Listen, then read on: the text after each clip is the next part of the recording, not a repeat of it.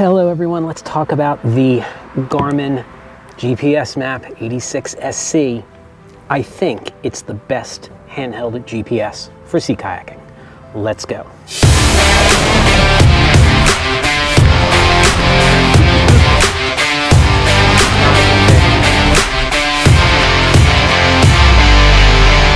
Welcome back everyone. I am clearly not kayaking.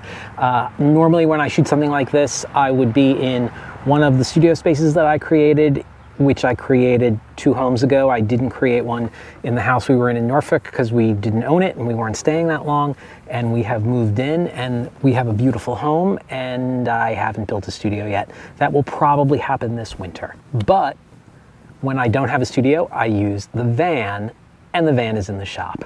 So for today, this is my studio, and there are worse places to be. Okay, so I want to talk about this guy. This is the GPSmap, the Garmin GPSmap 86SC.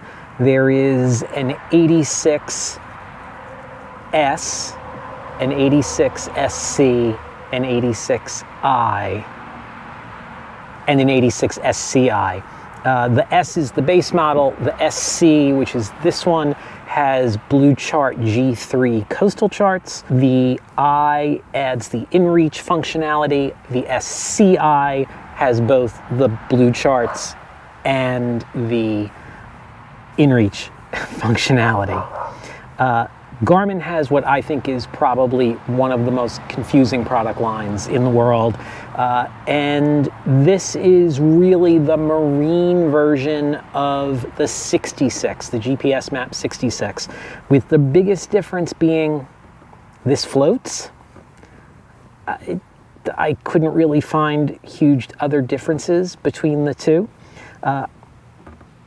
I've talked about this before. I am not going to do a hardcore review. There are YouTube channels that focus mainly on hardcore reviews of GPSs, but I want to talk about how this plays as a device for a sea kayaker.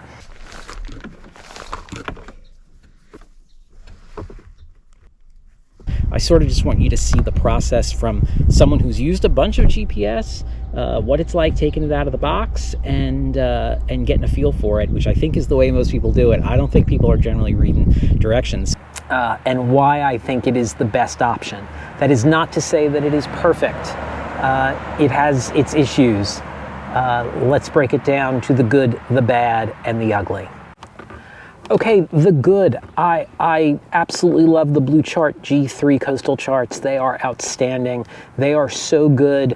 I don't normally paddle with the GPS on in front of me for a number of reasons, but the charts are so good, I found myself wanting to use them, which is good, but a bad sign.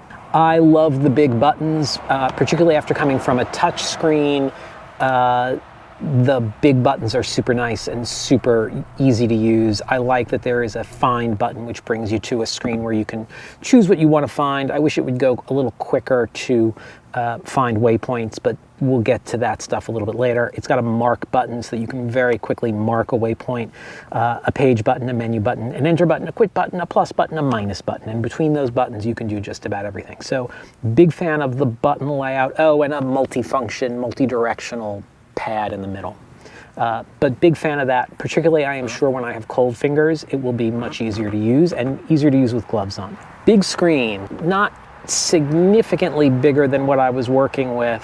Far easier to see in direct sunlight, which I really appreciate. I've already used this GPS on a number of paddles, 3 or 4 at least, and am super happy with the quality of the screen and how good it is.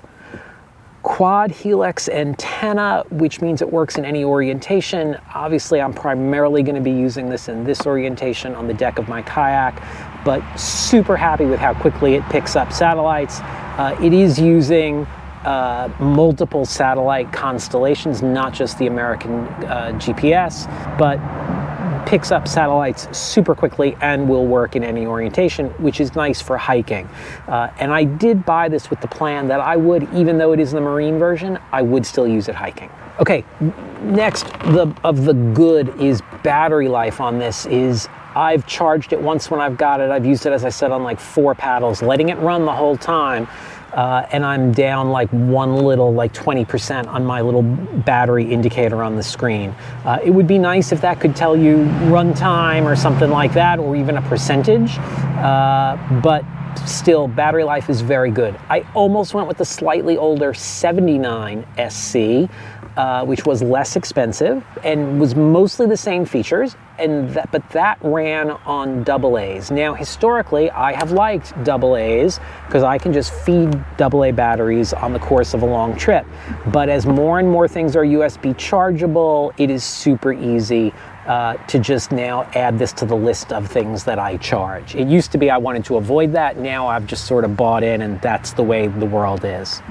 Connectivity sort of goes both ways, but let's talk about it first here in the good.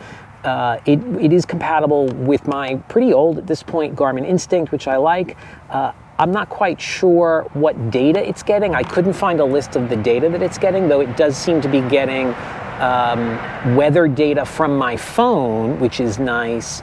I'm sure there is a way to get my heart rate and stuff like that on here, but I haven't figured out how to do that. So connectivity is good. It connects with other devices well, but it's not always intuitive. Let's use that to slide into the bad, the other side of connectivity. I had a hard time getting this to connect to the Garmin Connect app on my phone. I've been saying for at least a decade that Garmin Connect is the best thing that Garmin makes, and they give it away for free. So it would connect, but it wouldn't really sync, and then it finally did sync, but I didn't do anything different. It was sort of like it decided to sync. That's a little frustrating. It will connect to Wi-Fi relatively easily, but it isn't super intuitive in terms of downloading things.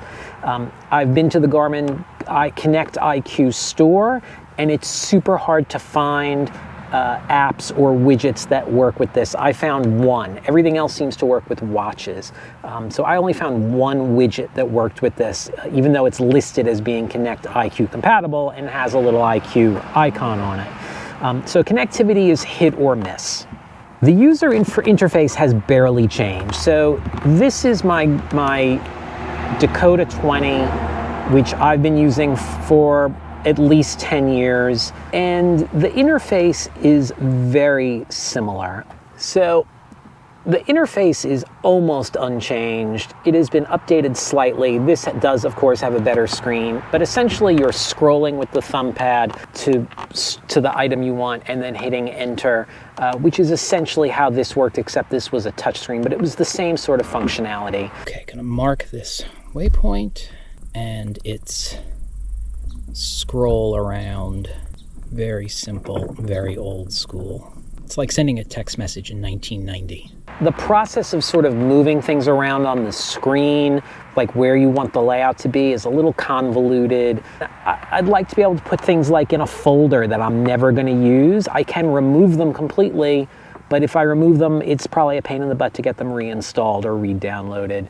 It's a little upsetting that these items, which are released about 10 years apart, 2009, 2019, it's a little upsetting that they haven't come out with a much more fluid, easier to navigate device in terms of user interface. That does mean that it's relatively quick and painless for me to slide into using it, but it could be better. In general, when you're scrolling through maps and zooming in and zooming out, it's slow to redraw the screen. Now, I do have resolution up as high as it can go, but all of that data is on the device. It's not like it's downloading it via cell coverage to show me what's going on the screen, and that should be pretty quick. Even this is like as good as it gets from Garmin and handhelds. So it tells me that either the chip itself in here is not very fast, or the way that it handles graphics, the GPU is not very good. But like if you think about buying a phone or buying a tablet, every time you buy it, it's a new one or update it, it's faster, it's a better chip, and I don't feel like they're doing that with this. So it's a little clunky, and that's a little frustrating, at $400-ish bucks, for this to take a little while to redraw the screen when you zoom in is a little frustrating. Okay, so that's the good and the bad. Let's talk about the ugly. This is considered by Garmin, if you go to their website, a handheld chart plotter. This is really designed for boaters, and by boaters I mean people in power boats or sailboats, big boats. And it has lots of functionality for that. You can control the autopilot on your boat. You can control the Fusion stereo on your boat with it. You can control a Garmin Verb action cam with it. It has lots of functionality for things like that.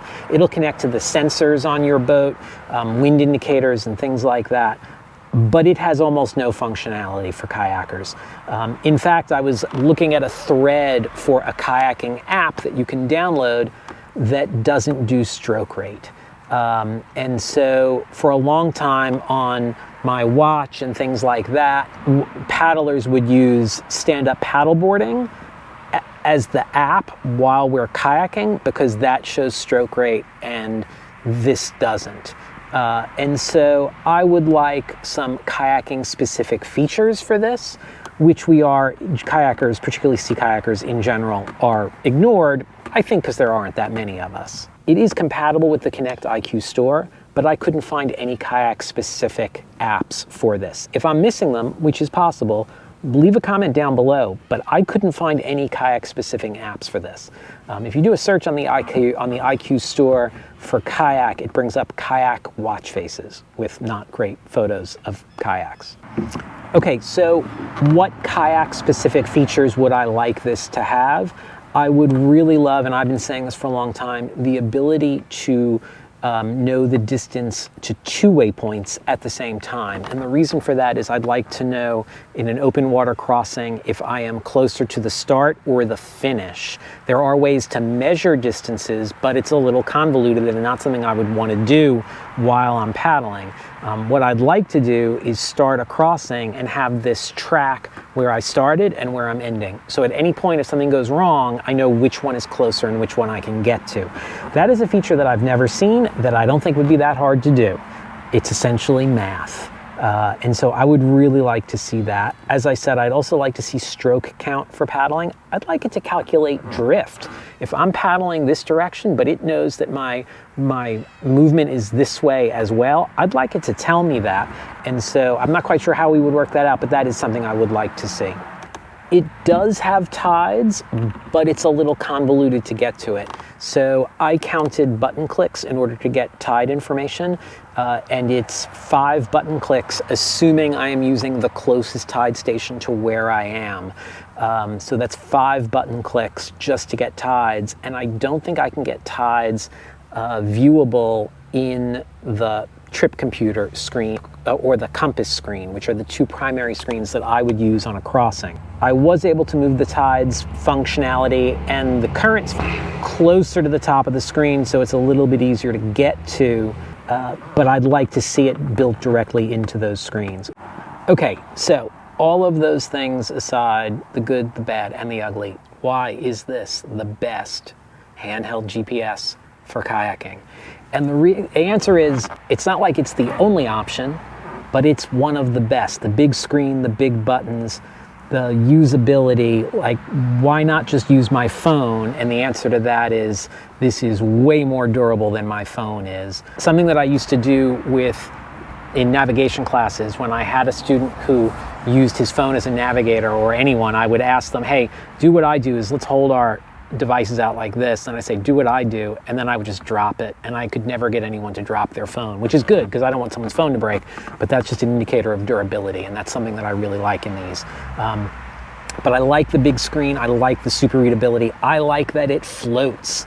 Something I've been meaning to test, which I really shouldn't even have to question. This is supposed to float. It does. Good to know. I'm still keeping it connected. This guy does not float. So in that sense, I am super happy with it, even though I do see the things that I don't like. I find when I look at other reviews, people don't talk about the problems with things, and I think that that's important. It's not to say that this is a bad product. I think it's a great product. It could be an even better product, but it does what I need it to do really well. It's quick in terms of figuring out its position via satellite. Its screen is easy to read, the buttons are easy to use, particularly in bad weather. So in that sense, I think this thing works really well. Yes, I would like to see some kayak-specific features. Garmin, if you're listening, which I don't think you are, that would be really wonderful. The user interface is a little bit clunky. I'd like to see that updated a little bit, but in general, this is a great purchase, and I am so far pretty happy with it. Okay, that's why I think this is the best option for sea kayaking handheld GPSs. If you've got something you think is a better option, let me know down in the comments below. In the meantime, the Guides Way is available until the end of summer on the coffee shop. You can get that at a link below. My books are on Amazon, and I'll see you on the water. So it's 75 feet offshore, and now I'm 3.3 knots from 3.7, 3.1, but now it feels like I'm paddling in mud. So out here, I've got the current going that way. In there, I've got the current going that way.